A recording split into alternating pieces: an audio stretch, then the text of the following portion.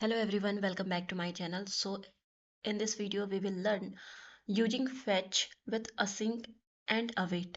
So JavaScript में आपको पता है कि fetch मेथड का fetch फंक्शन का यूज़ करते हैं ताकि हम किसी URL पर रिक्वेस्ट भेजकर वहाँ से रिस्पॉन्स ले सके। यानी कि सर्वर पर रिक्वेस्ट भेजते हैं fetch फंक्शन का यूज़ कर तो हम क्या सीखेंगे कि जो हमारा fetch फंक्शन है इसको हम अभी तक प्रीवियस वीडियो में हमने यहाँ पर डॉट देन मेथड का और डॉट कैच मेथड का यूज़ करके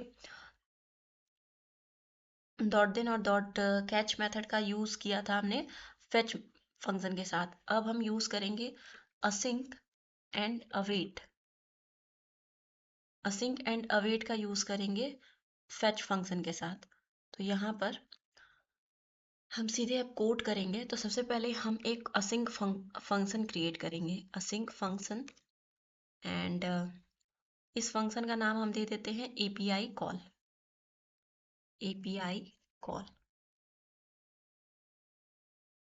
एपीआई कॉल और इस फंक्शन के पहले हम कंसोल कर देंगे console dot log before API call.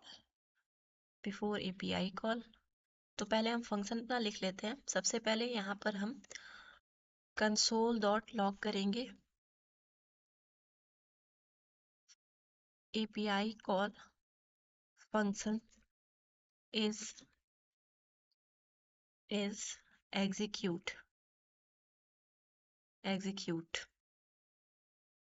इसके बाद हम अपना एक रिस्पॉन्स लेंगे, लेट रिस्पॉन्स, और यहाँ पर फेच कीवर्ड का यूज़ करेंगे।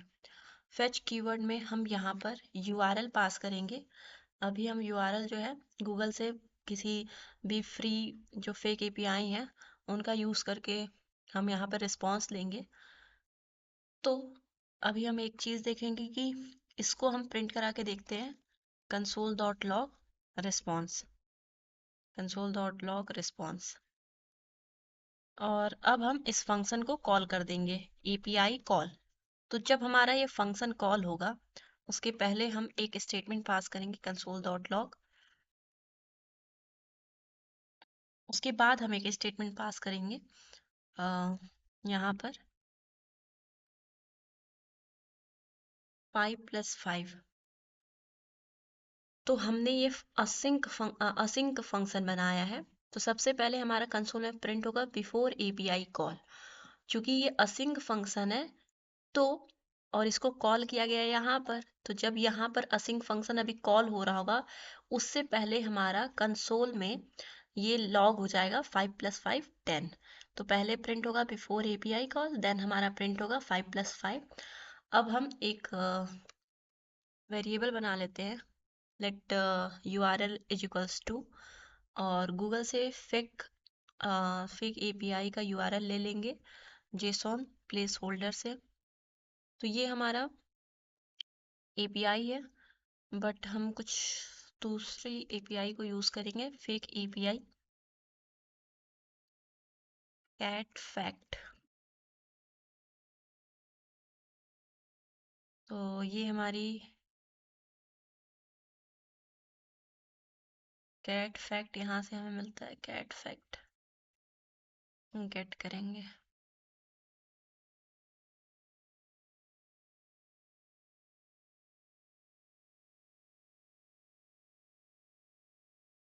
यहाँ पे लिंक कहाँ, यहाँ पे एपीआई कहाँ है?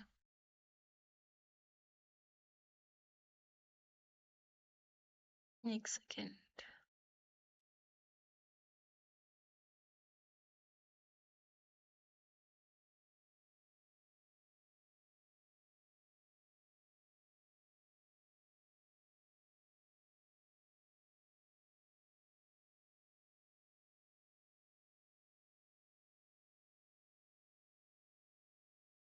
यहाँ पे हम यूआरएल में ये पास करेंगे और इसके बाद हम अपने कंसोल पे चलते हैं, देखते हैं क्या वैल्यू आ रही है।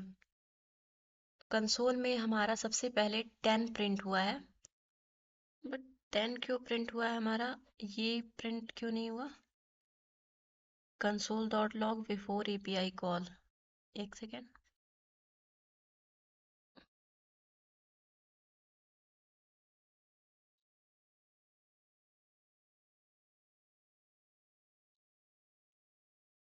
इसको हमने सेव किया बट कुछ प्रिंट होके क्यों नहीं आ रहा है? अच्छा, एक बार index.html को फिर से हम render open with live server करते हैं और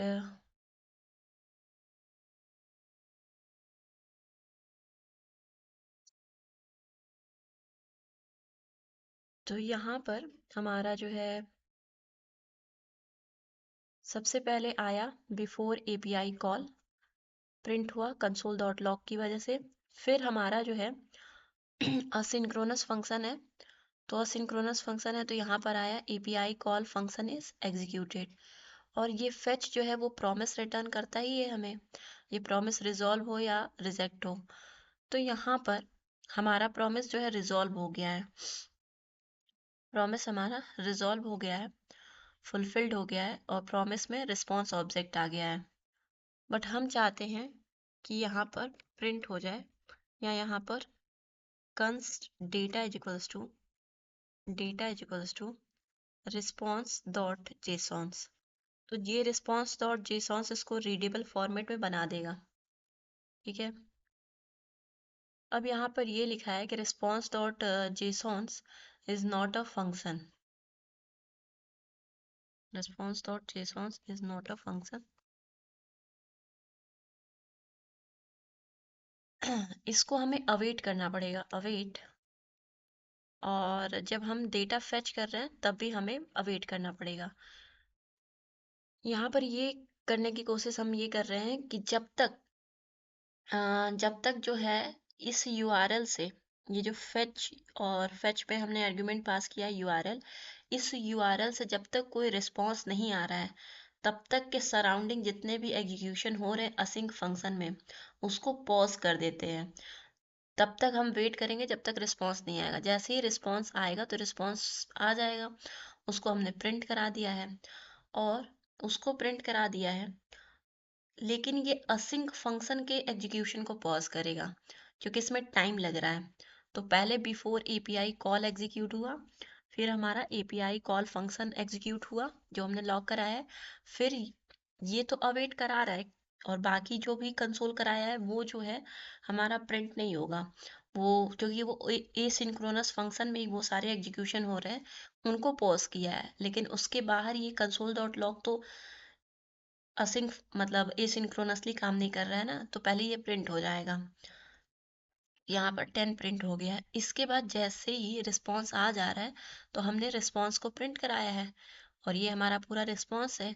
अब हमने डेटा में जो है रिस्पॉन्स डॉट जेसॉन्स, यानी कि ये जो बॉडी है, बॉडी में हमारा डेटा है और ये रीडेबल स्ट्रीम में है, तो इसको रीडेबल स्ट्रीम में है तो इसको रीड हम नहीं कर पाएंगे, तो इसको रीड करने के लिए हम डॉट जेसन मेथड को कॉल किए।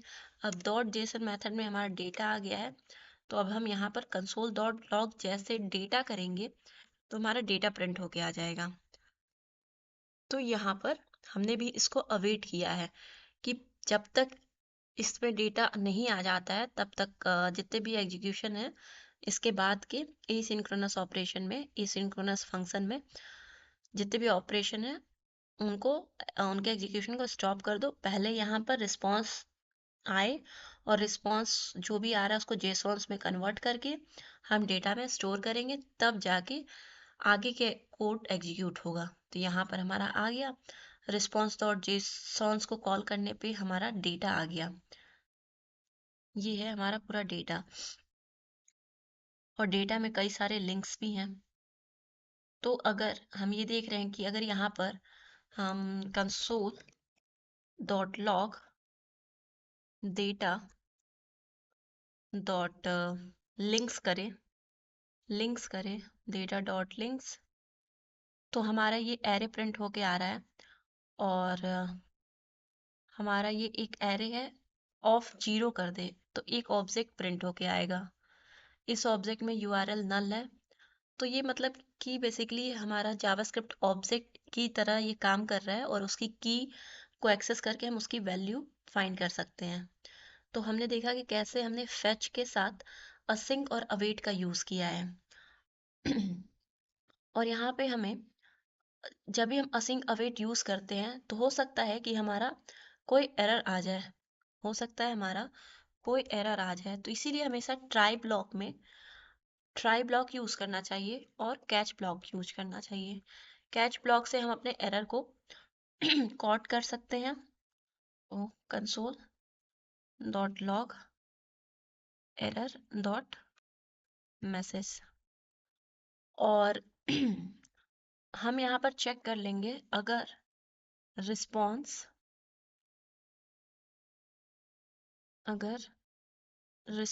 डॉट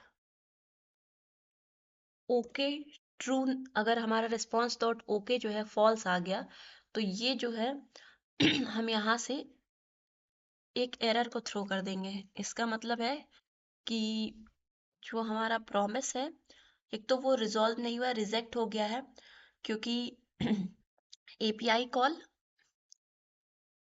जब हमने कॉल किया है तो उससे रिस्पॉन्स नहीं आ रहा है, तभी तो उसका जो स्टेटस है वो ओके, नहीं होगा, और जो ओके है वो फॉल्स रहेगा।